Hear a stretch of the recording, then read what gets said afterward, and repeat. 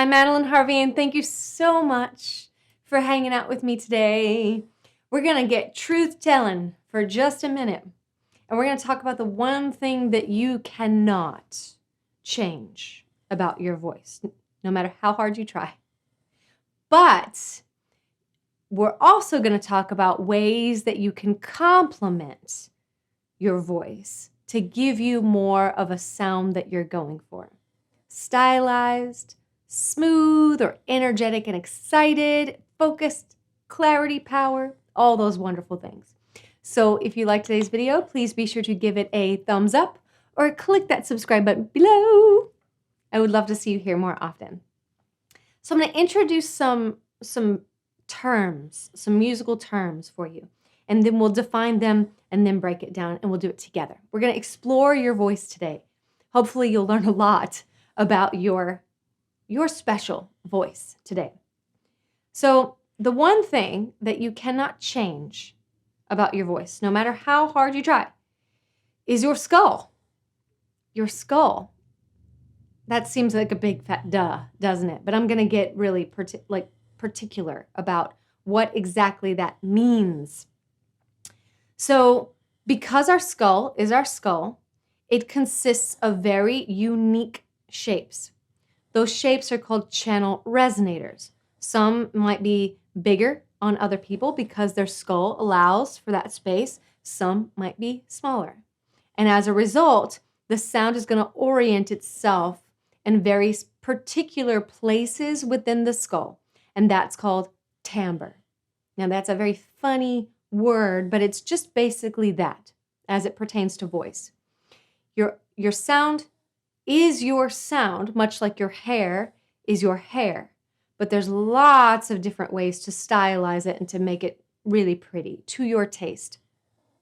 This is one of the reasons why artists can sing different genres and we still can identify their voices even though they're making totally different tonal choices.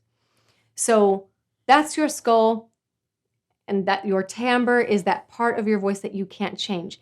And I do find ultimately, across the time that I've been teaching, which is a very long time, that the timbre is usually that one thing that we don't really like about our voice. In my case, it was this kind of pingy, like young sound, because I have a very brassy timbre. And I did not know how to appreciate it, and I did not know how to complement it with other shapes. So I just really resented the quality of my voice. So I'm going to share with you what you can do. So let me explain the different vocal timbres. We've got husky. These voices tend to be very focused within the throat and the mouth. So they are warm, they're smoky sounding, they're kind of sexy sounding. Yeah. But as a result, they tend to move slower and they tend to be not as energized as the other voice types. So their voice ultimately gets a little on the dull side. Now that dullness, it's not dull as in boring, it's dull as in foggy, smoky, loses clarity a little bit. So that's husky. That quite literally is how we would define it. Smoky, husky, lower, like Demi Moore, Catherine Zeta-Jones, Jennifer Lawrence, Scarlett Johansson. All these people have husky voices, and lots of men too. Our middle range vocal timbre is brassy. Now, if I show you my skull, you can kind of get a sense of it. I'm widest right there in that middle. So that means most of my acoustic space is available in the middle of my face. So if I take up this pen, you can see just how wide my nose is compared with my little pointy mouth, my little mouth. So a lot of the acoustic space is going to really want to go where there's space. For me, that's right there in the middle. To give you an exaggerated example of brassy, just think Fran Drescher from The Nanny. Like, ma, ah. Now, I hate saying this, but that's really comfortable. That's really comfortable for me.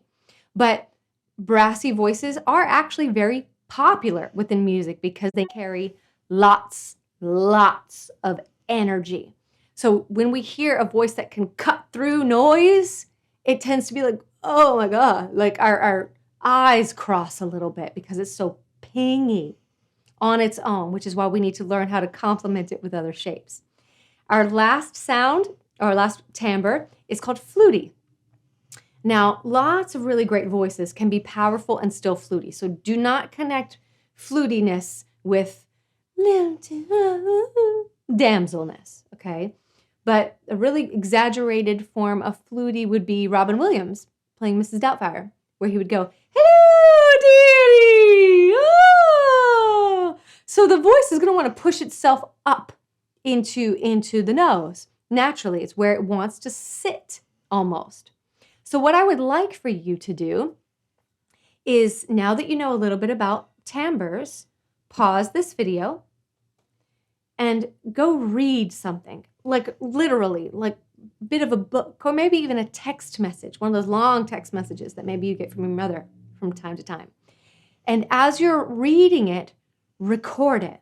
Just record your voice as it is right now before we add complementary shape to it, and see if you can assess what vocal timbre you might be.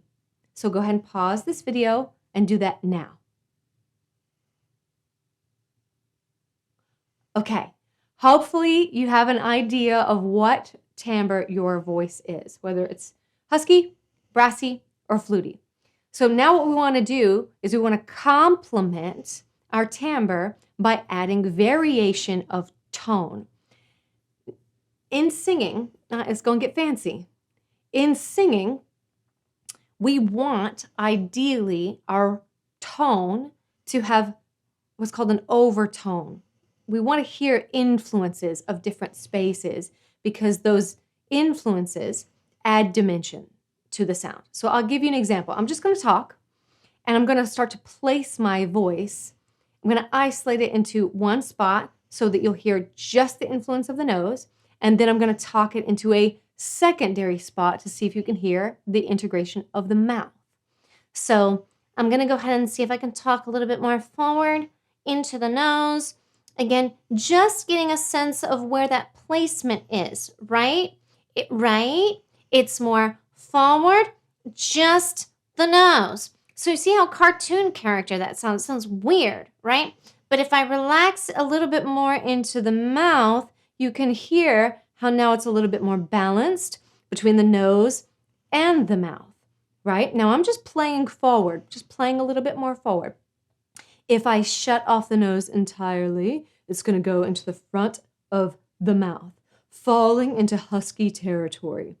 As I continue to do that, notice how the mouth is almost exclusively a part of this, the front of the mouth and the throat.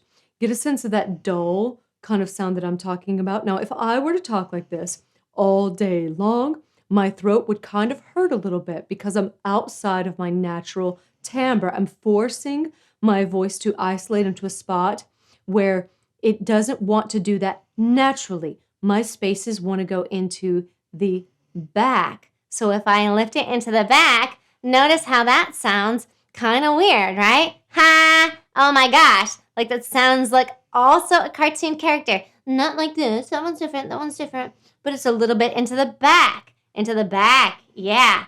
But if I complement it, moving it into the mouth, notice how that evens out a little bit. And we can hear that the energy is still there, but the mouth takes a little bit of blend and edge off of that brassiness. Now, if I go back to my brassiness, there we go, and I move it into a flute kind of territory, notice how it moved into the middle of my nose. We hear the influence of the nose, right? Giving it a little bit more smoothness, a little bit more soothing friendliness, right? Now, it's very important just to be able to use your voice to play with these different spaces.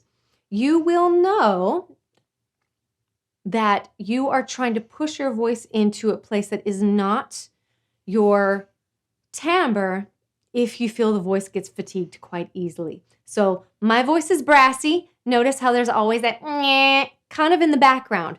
So if I give this G, I'm going to go full on brass for a second just to draw a contrast. So if I go, yikes,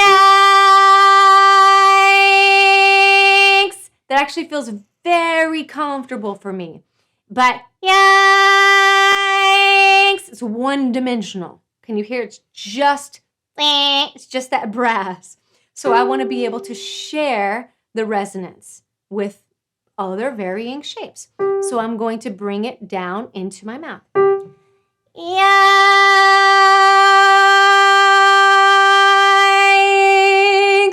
Yikes! Hear the influence of the mouth while still retaining that natural brass. Now, if I move it too far forward, let's just see what happens. Yikes!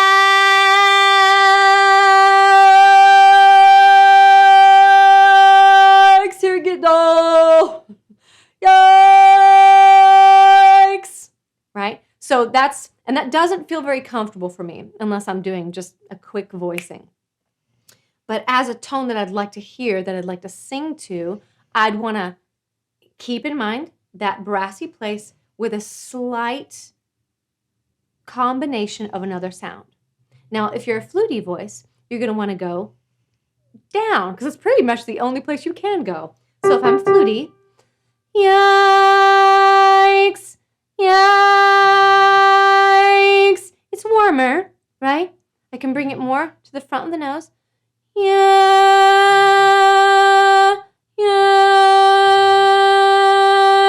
You can hear now the influence of the mouth.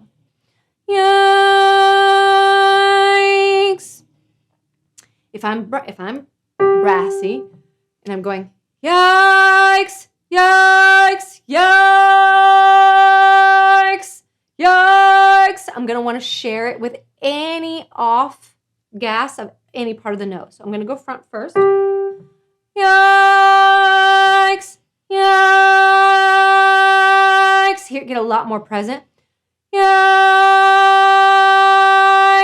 If I share it with the back, yikes. Right? So it really adds a different sort of flavor to the sound. And ultimately, you can design the kind of sound that you want to hear.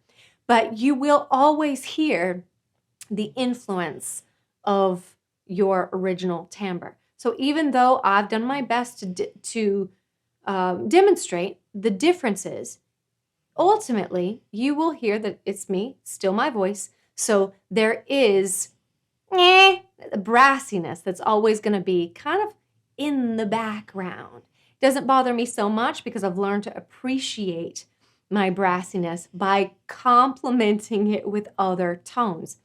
A wonderful way to practice this. You do not need a piano. You just need your own voice and a sense of adventure.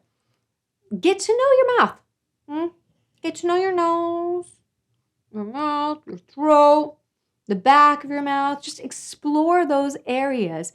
And as you play with them with just simple single pitch sounds, then see if you can carry that stylized speech into reading.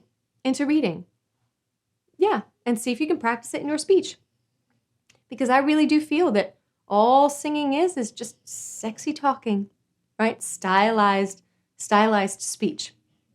Sharing these tones. Although we cannot change our timbre, we can play with our tone to really complement the timbre. All three timbres are beautiful. They have a lot to offer. So hopefully you have a little bit of tools that you can play with, that you can really open doors to singing new sounds, developing new voicings and character in your voice. I hope this video has been helpful for you. If you've enjoyed it, please feel free to give it a thumbs up or click that subscribe button below. I would love to see you here more often. Thank you so much for hanging out with me, and I will see you again next time. Bye! That was very Flutey, wasn't it? Bye! Bye.